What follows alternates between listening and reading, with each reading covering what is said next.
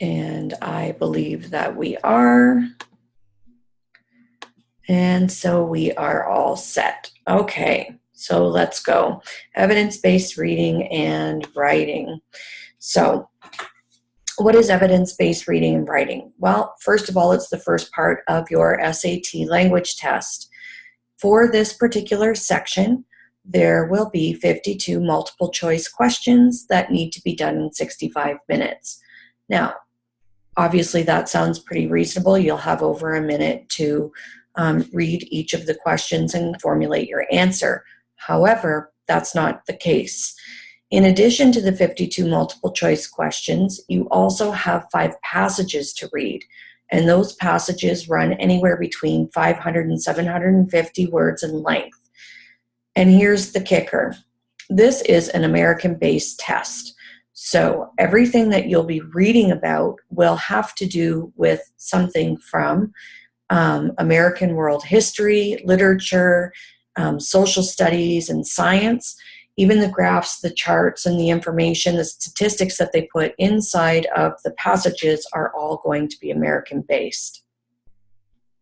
So having said that, it kind of puts international students at a little bit of a disadvantage unless you've taken a world history course or something specific to the United States, or you have a particular interest in that area and already have a lot of knowledge about the United States and their history and their social studies.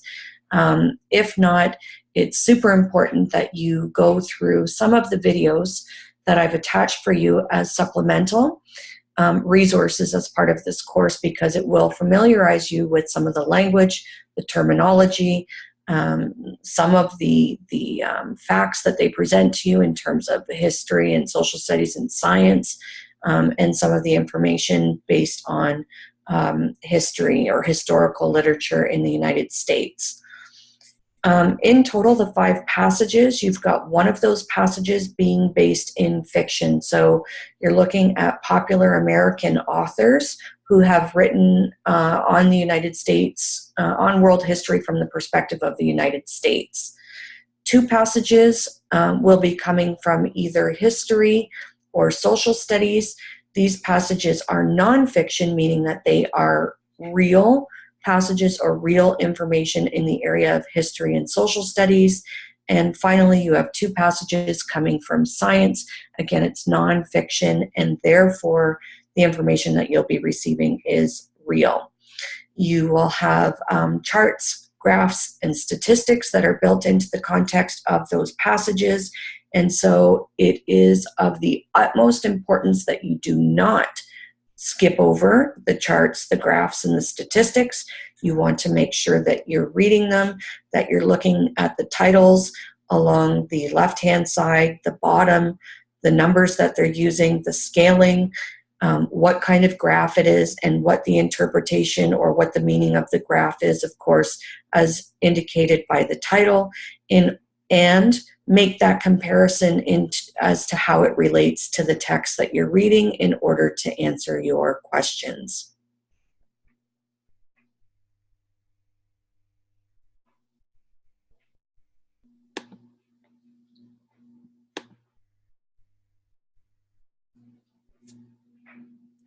So just moving on to the next slide then.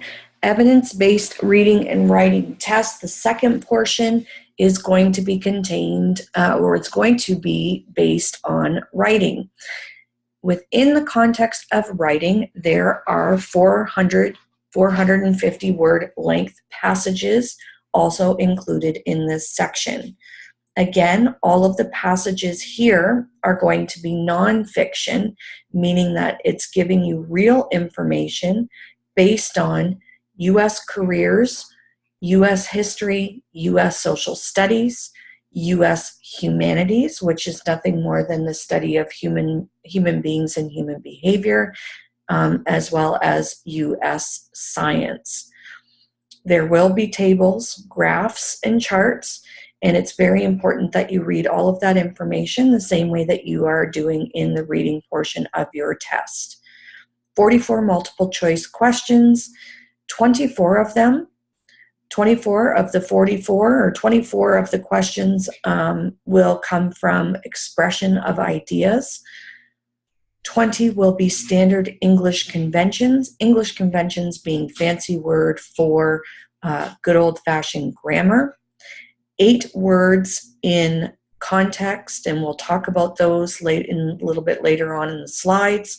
You'll have command of evidence questions, 6 analysis questions, which means that you're having to derive meaning from the paragraphs, from the text, between the passages in order to figure out the answer to your question. So you'll have 6 of those in history and social studies, and you'll have 6 in the analysis of science. And so for your writing test, you'll be allotted, I believe it's 55 minutes in length to read the passages that are given to you.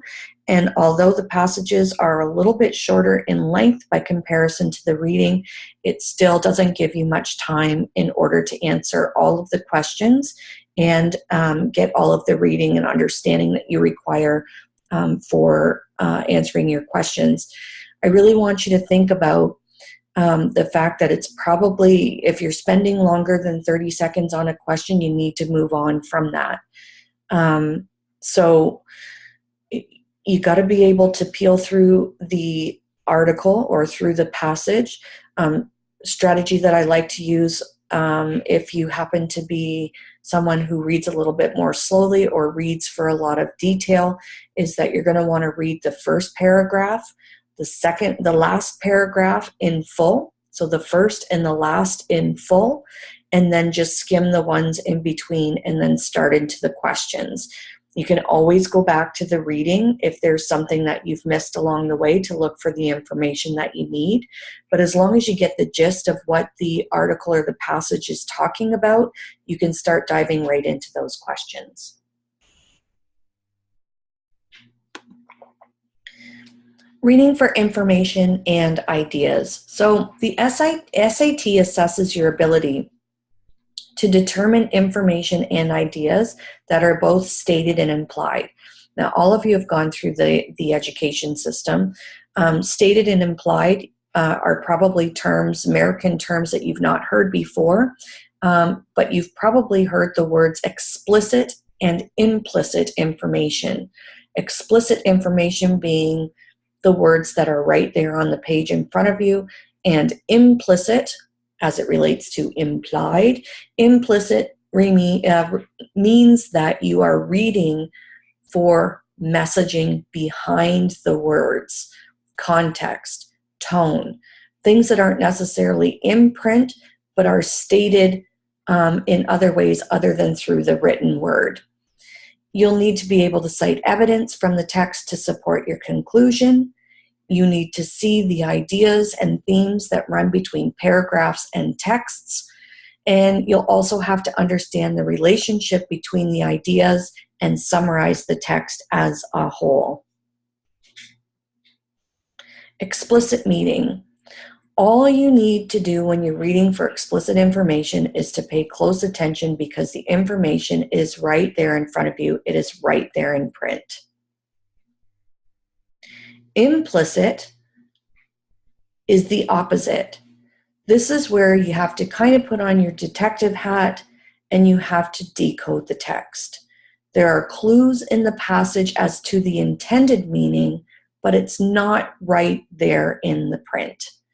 So the clues must lead you to a logical conclusion and reasonable inferences, reasonable ideas or reasonable themes or messages that are coming as a result of what's being read by the explicit word. You need to think outside of the text, and therefore you'll need to go through the process of elimination to find the best answer. And I want to come back to best answer. Often on the SAT, there's going to be 2 questions that seem very logical and reasonable. But the process of elimination requires you to find the answer that is the most logical or reasonable. So here's the thing. In reading and writing, you're answering multiple choice questions.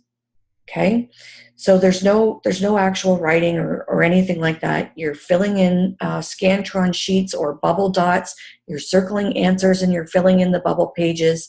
It's all through multiple choice. So when you're looking at the multiple choice questions, there's probably going to be 4 of them. 2 of them, it's going to be a no-brainer. It obviously does not fit. And so for me, what I like to do is I like to scratch them right out, right on the sheet that you're given, take it right out so I don't have to look at it, so I don't get confused. And then there's going to be 2 more answers that you have to choose between. And guess what? Both of those answers are going to be correct. That's what makes the SAT so difficult. Both of the answers are going to be correct. What they're asking you for is which one of those answers would be deemed the most correct, the most logical, the most reasonable. So that's where paying attention to the detail, to the nuances, to the implicit meaning of the author's message or the author's theme is so critical, because it's going to be a matter of 1 or 2 words that distinguishes between those 2 answers that you're going to have to choose which one is the most logical or the most reasonable in order to get the best answer or the correct answer. And there is a correct answer according to SAT, even though both answers are correct. There's one that's just a little bit better than the other one, and that's the one that they want you to choose. So, yes, it can be a little bit confusing. That's where the practice comes in.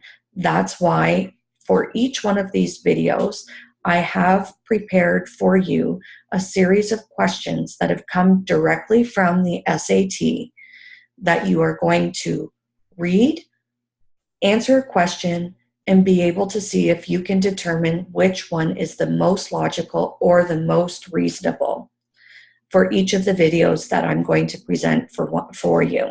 And you need to practice that. That's the only way. If you think these videos are going to be enough to get you through, they're not. Your in-class portion is going to be all about timing, and your practice is going to be all about practicing for looking for the most logical, reasonable answer.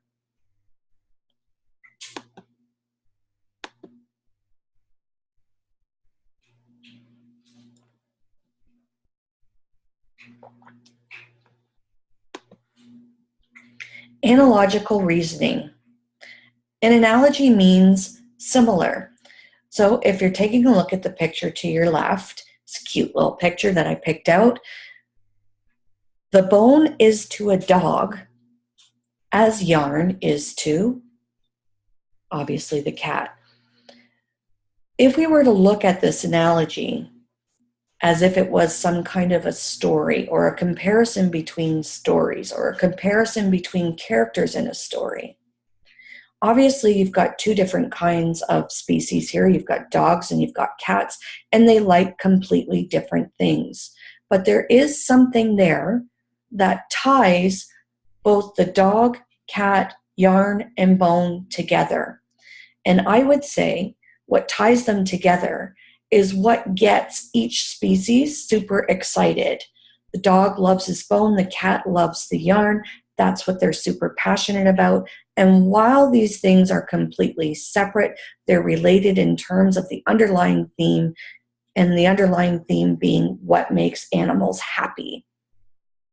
So when you're looking for an analogy means something similar that you can draw comparison to.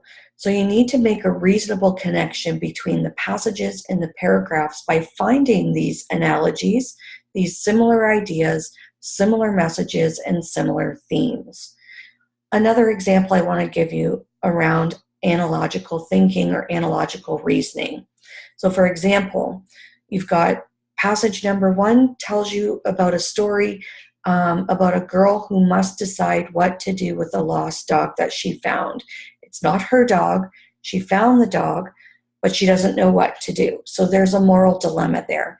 Dog's cute, dog's cuddly. Do I take it home? Do I try and find the owner? Do I put up flyers? What do I do?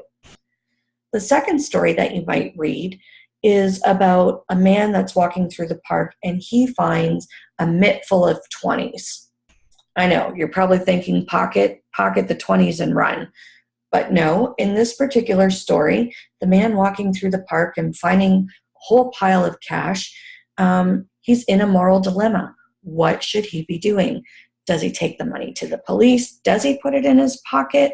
Does he put up a flyer for, a monetary reward or, lost and found? Does he bring it to a park patrol person? What's he doing with the money? Well, clearly these are two very different stories. One is about a girl who finds a dog. One's about a man who's walking through the park and finds money. But what is the commonality here? What is the analogy being used? The analogy that you can draw between the two is the idea of what to do when you find something that doesn't belong to you. So that's what it is to look at analogical reasoning. Citing textual evidence. This is also going to be important for you as you're going through and answering your questions. You'll need to find the details in the text to support the author's ideas. I can't be more explicit to you when I say, when you read the passage, it's not about what you think, feel, believe to be true about the passage. It's not about your opinions. It's not about a relation that you have to the story. And I know that being in the education system, that's how you were taught. You were taught that you are looking for text to text, text to self, and text to world. This is not what the SAT wants at all. They want to know what are the details that support the author's feelings, the author's ideas, the author's text, the author's theme. So nothing to do with you, completely what to do with what the author intended to say. So typically, this looks like descriptions, examples, or facts that are explicitly stated in the text. Now, I want you to be careful. Remember when I told you about explicitly stated words? The words are right there in front of you.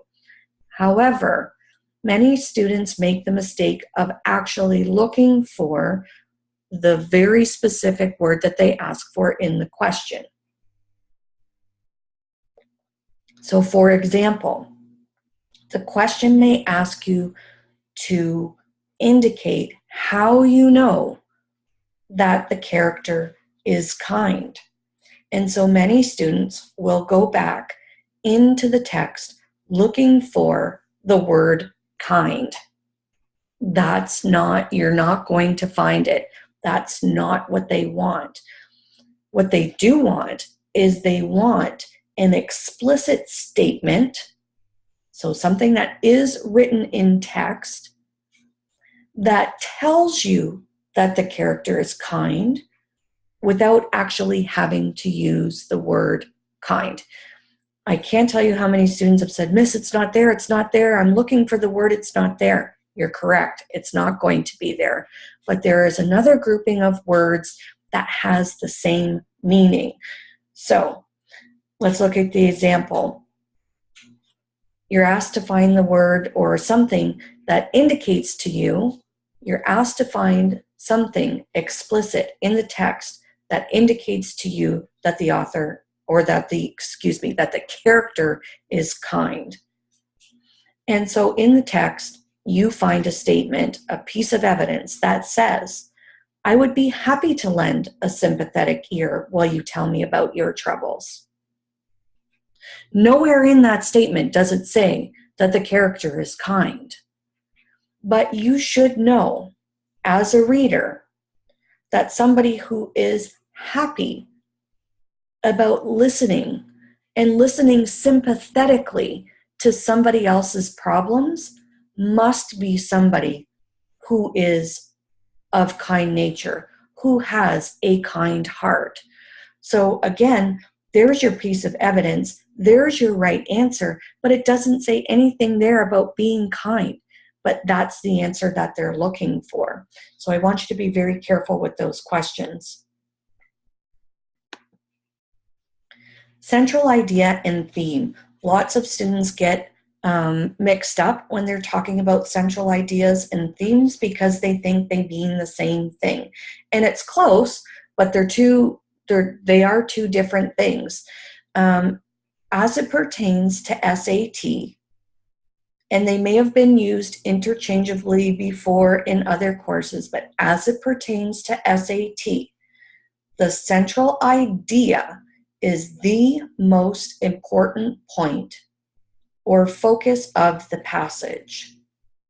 So for example, a boy learns how to do long division. So you read a whole entire story or passage, and the central idea, despite the 3 paragraphs that you've read, is that the boy learns how to do long division. The central theme, by way of contrast, the central theme is the lesson or the message that the author wants you to learn. So for example, the theme might be sacrifice leads to reward, or better late than never. Those are messages or the lesson that you might learn in a passage. This is called the central theme. So let's put it all together. You read a passage about a boy who learns to do long division.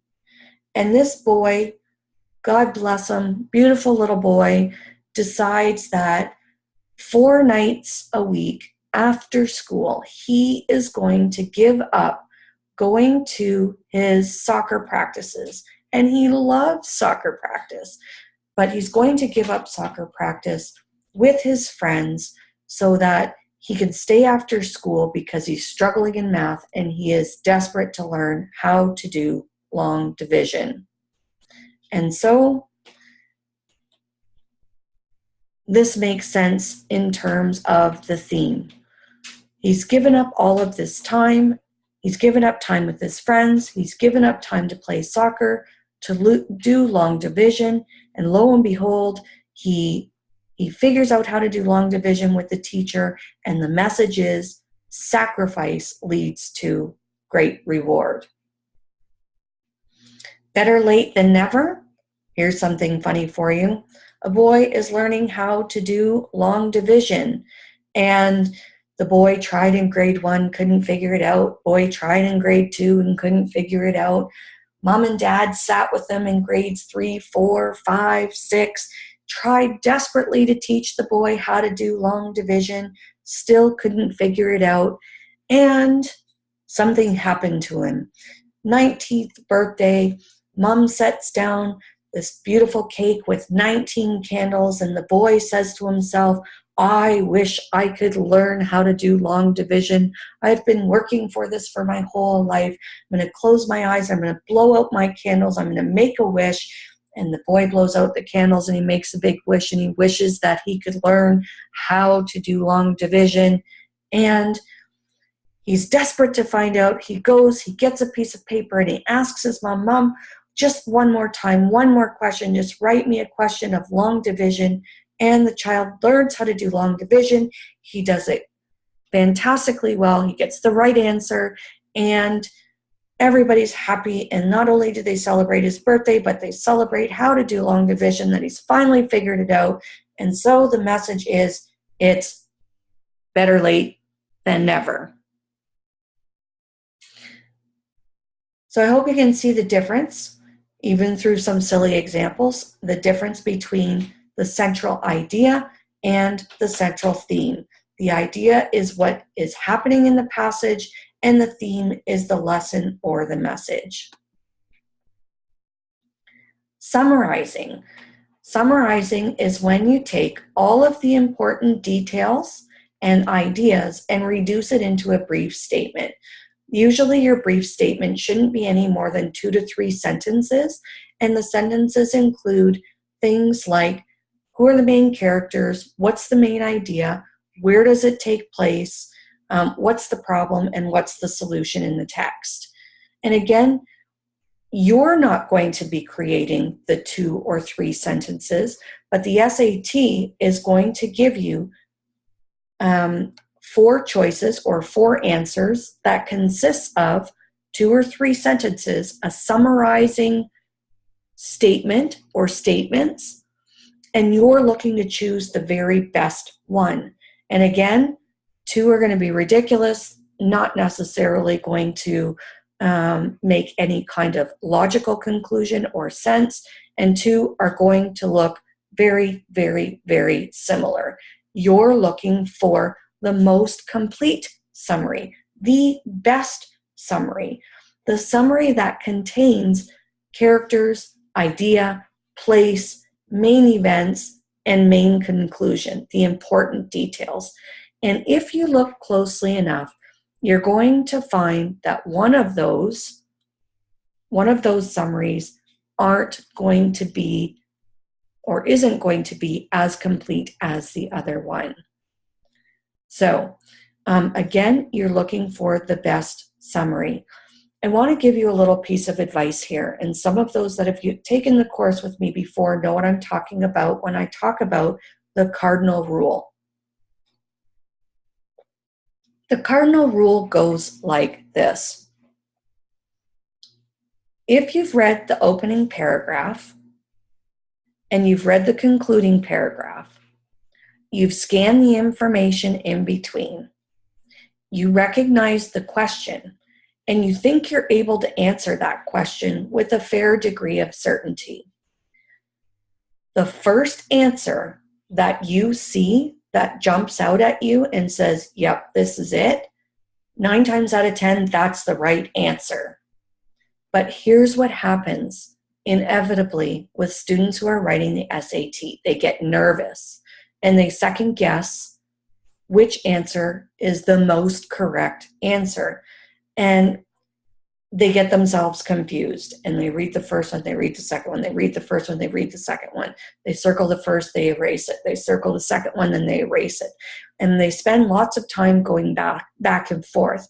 Well, first of all, it's a time buster. Second of all, I can't tell you how many times a student has gone back, they've chosen their first answer, they've erased it, switched it to the second answer, and gotten the question wrong. Why did they get it wrong?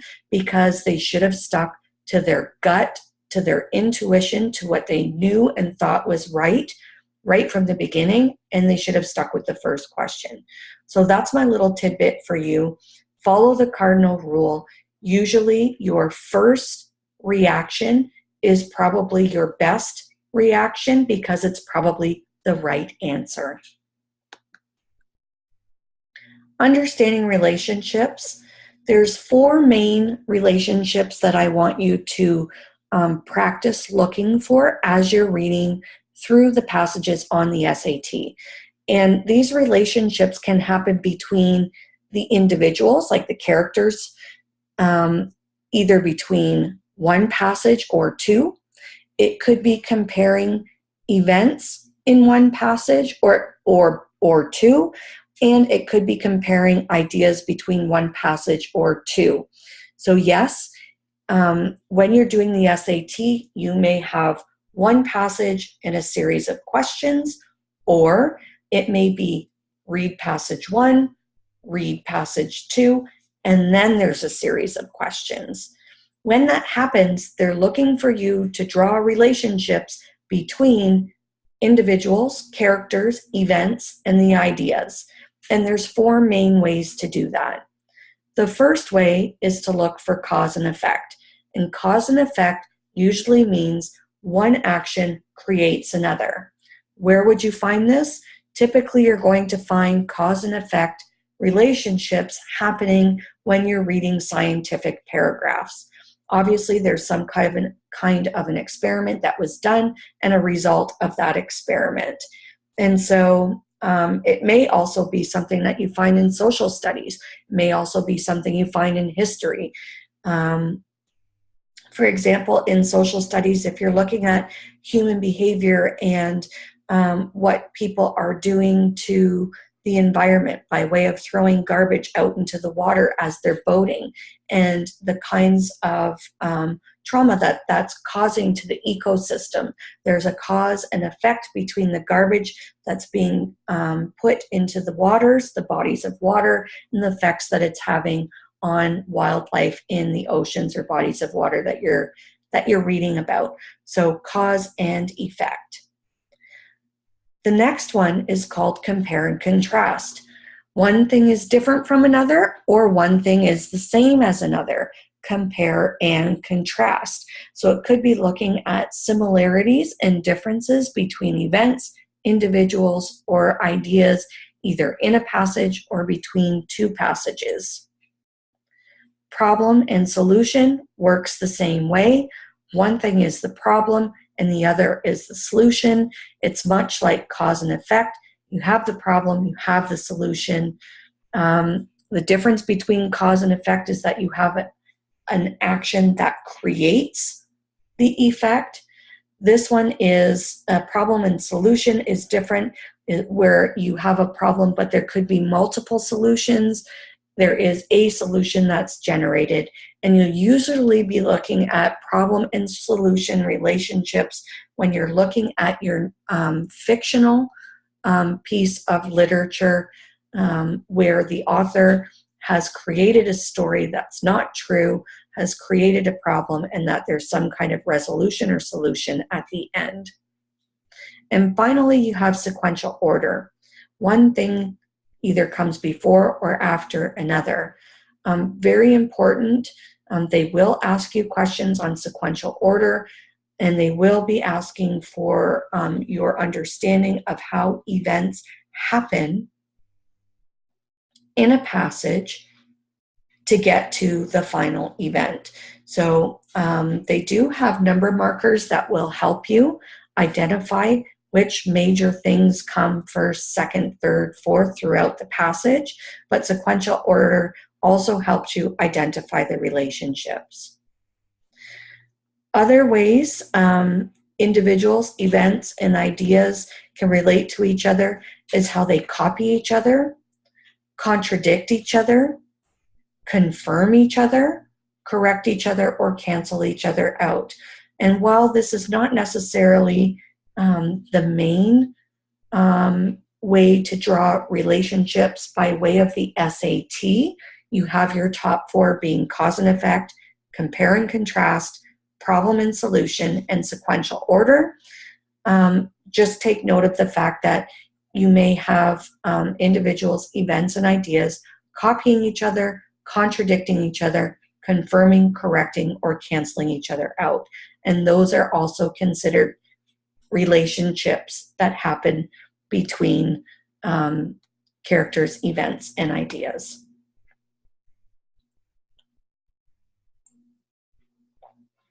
Interpreting words and phrases in context.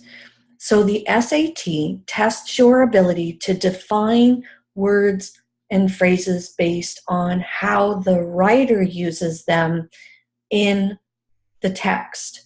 I had a student ask me last Tuesday about what it meant to be paternalistic.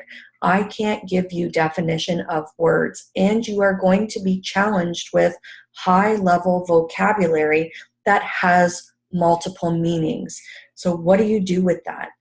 The best thing that you are able to do with those high-level vocabulary words that have multiple meaning is A, practice your vocabulary, and I'm going to show you where in your SAT folder that you can practice vocabulary. And B, the most important thing you can do is go find the word in the text and look at the words that come before and look at the words that come after that particular word. So here's what I mean.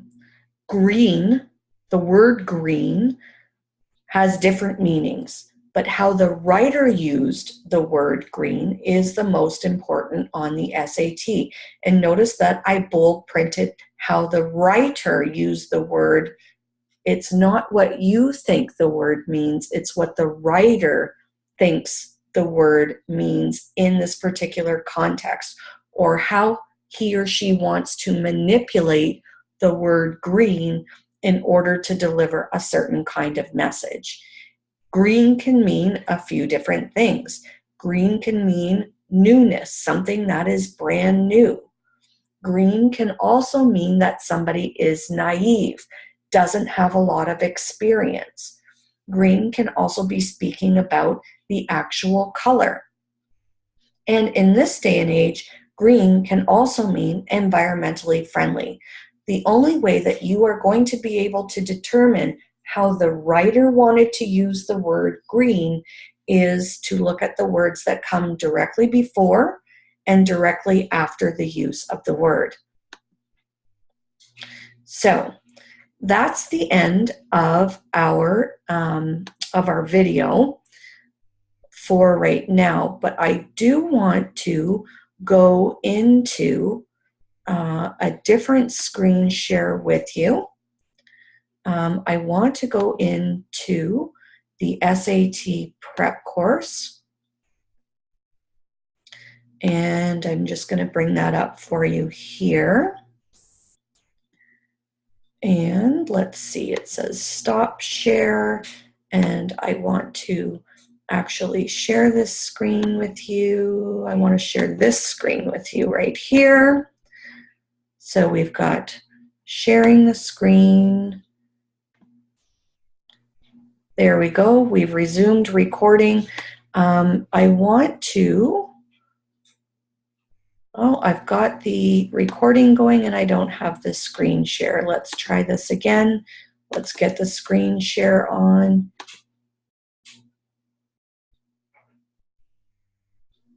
Okay, you should be able to see right now your SAT prep course. So let's go into the actual modules. And again, I just want to do a quick little rundown for you as to what you can expect. So I'm going to skip the top two where you have your reading and your writing and your math. Again, General College Board, this is where you are going to find right here your step-by-step registration guide where you create your own SAT account and where you are able to actually register for the SAT. All of that information is in there for you. Then you've also got some additional information in here as it pertains to the College Board, what the calendar, the dates are, information about registration, and contacting the College Board if you have any difficulties. I've also included for you links to the College Board free practice test, practice questions, and question of the day. You can actually download an app, and it doesn't matter if you have an Android or if you have an iPhone. You can actually download an app where you can have daily questions that you're practicing. You can actually download an entire test, do the test, scan it with your iPhone or your Android tablet, upload it into the app, and it will actually give you a score instantaneously. So you can check your progress as you're making your way towards December 2nd. Khan Academy, these aren't the most fantastic videos in the world, but they are essential because it gives you real examples from real SAT tests, the kinds of passages, the kinds of language that's going to be used, how to pick apart those passages, and how you're using or looking at the information and the different tips and the different structures that you're being given through this course, how they're using it, where you find it within the context of the text, and how you are to answer those questions or find the best answer to the questions. And I've got it for you in reading, science, literature, history, social studies, social science, writing, argumentative writing, writing for information, story writing, and then of course your most favorite, you've got all that good stuff about grammar, verb tense, mood, verb agreement, and frequently confused words. You're going to need to know those frequently confused words. They have multiple meanings. If you don't understand the meanings of words, it's going to get you kind of caught in terms of finding the best possible answer. And then, of course, for Coach Jordan, we have the videos that are all attached for you in terms of equations, quadratic equations, nonlinear expressions, rational exponents, percents, units. It's all there for you. The idea is that you need to take the time to plot out on a calendar, on an organizer, how you're going to watch these videos, how you're going to space out your time for study. If you leave it to the week before you write the SAT, you're not going to do well. You need to start studying now. So in addition to the video that I'm providing for you, that Jordan's providing for you, and some of the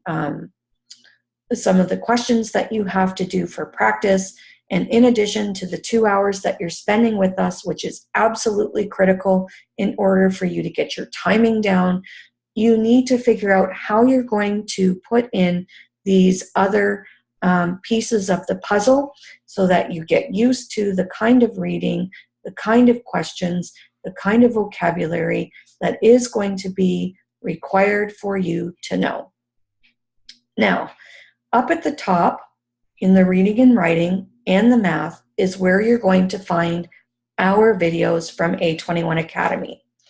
And so obviously, because Coach Jordan isn't going to be with you until the end of October, he hasn't put anything in his folder. It's coming. For right now, you'll just be receiving information from me, and it will always be up at the top. I've put up at the top a really simple overview to reading on the SAT. It's only a 2-minute video, but it's very worthwhile watching because it gives you the whole picture that I'm trying to paint for you. Next, you're going to have my video that we've just done here today, followed by practice questions. These questions I actually want you to do after you've watched the video. And the questions that I'm giving you are specific only to information and ideas. So this particular video that we've done only pertains to information and ideas as it pertains to reading on the SAT. These practice questions do the exact same thing. It only pertains to information and ideas in the first unit or this particular video series. Next week, when I make the second video series, it will be on the concept of rhetoric, and you'll see just below it, you have your practice questions for after you watch the video that I post for you. And then again, I'm going to post another video for you. The topic will be on synthesis, and you'll have practice questions to do there.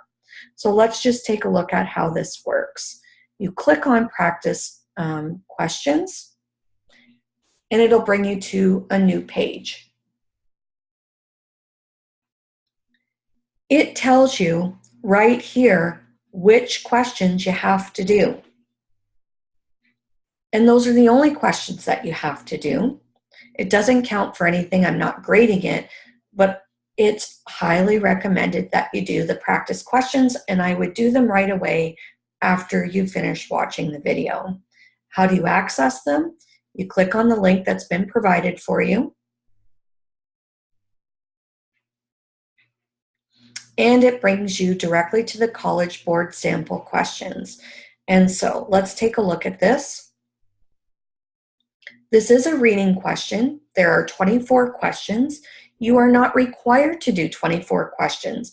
Remember that I gave you specific numbers that you were to complete, and here's why. This question right here is based on rhetoric. I haven't taught the lesson on rhetoric yet. That's not coming until next week. So this question doesn't pertain to you. You simply need to hit the next button, and it will bring you to the next question. If you take a look here, Again, this question is about rhetoric. I haven't taught you about rhetoric yet.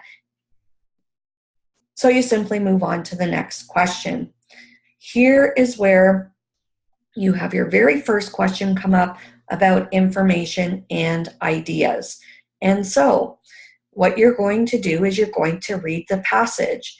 Here's the passage. Notice that it has its line markers as I indicated for you.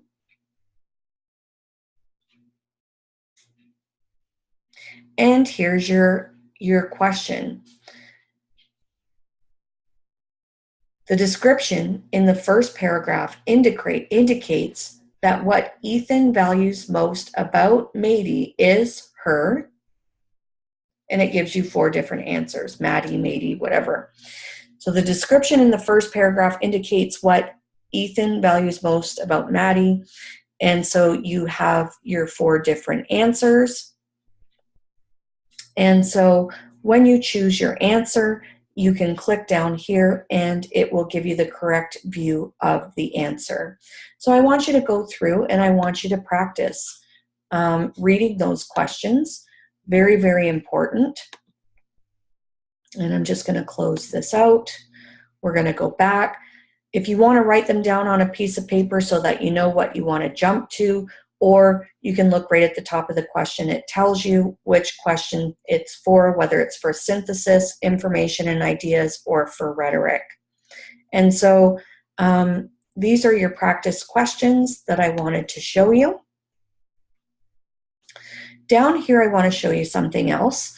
This is something else that you need to be practicing independently to help you build your vocabulary. And again, as I mentioned to you before, I had somebody ask me, Miss, what does paternalistic mean? And I couldn't give you the answer for that. That's where you're going to be seeing a lot of high-level vocabulary. This will help you with that vocabulary. It is a vocabulary quiz. It's right in, has been put right into Canvas for you. And it helps you to study different vocabulary words that you might see on the SAT. If you look down here, and I'm just scrolling within the SAT box, if you look down here, you get to choose what mode you would like to study in. You can use flashcards. So example, let's take a look here. We'll use flashcards. And it's changing over. And so let's take a look at this. Here's the flashcard. Relating to the mind as the subject of experience. Let's go back. Native, original, place. Okay, so if you click this, indigenous. So indigenous is your word. There's your flashcard. You're going to flip it and you'll find the definition. So there's your flashcard, and it's a neat way for you to be able to study different words. Again, here's your definition, and there's the keyword that you want to study, and you just click on it and it goes back and forth and you're able to study different words. If you want to study in a different mode, for example, by matching, so you want to make everything disappear. And it's actually a timed test game for you. And so what it does is there's your timer. And what it does for you is it provides you with your keywords, and then it gives you some definitions. And once you've found all of the matches, then you can say that you are done, or the test times out, and you move on to your next study mode. So it's kind of a quick and easy way for you to learn different vocabulary. You can choose the way that you want to study.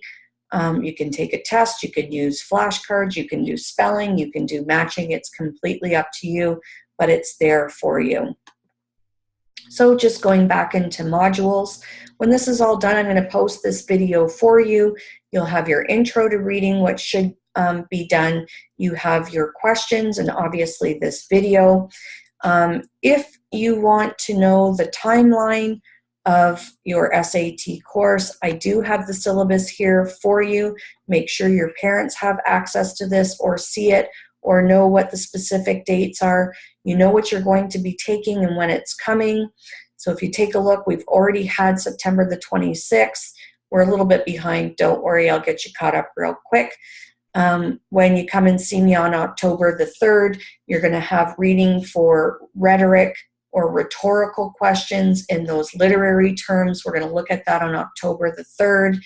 Down here, October 24th, we have a mock language test. October 30th is a Monday class, so be sure to mark that off in your calendar. Coach Jordan takes over with mathematics. Looking down here, November the 27th, you have your Monday class. Both Coach Jordan and I will be there so that you write for the full 3 hours. That's from 5:30 to 8:30, I believe, that we're running the course. We'll clarify that as we go. And then here you go here. If you want to sync your calendar, you certainly have the availability to do that within Canvas. So I believe that's all that we have for our very first video. I look forward to seeing you this coming Tuesday at 6 o'clock at the WFCU at A21 Academy. Until then, if you have any questions, feel free to shoot me a message and I will get back to you as soon as I can. Thanks, everybody. Take care. And until Tuesday.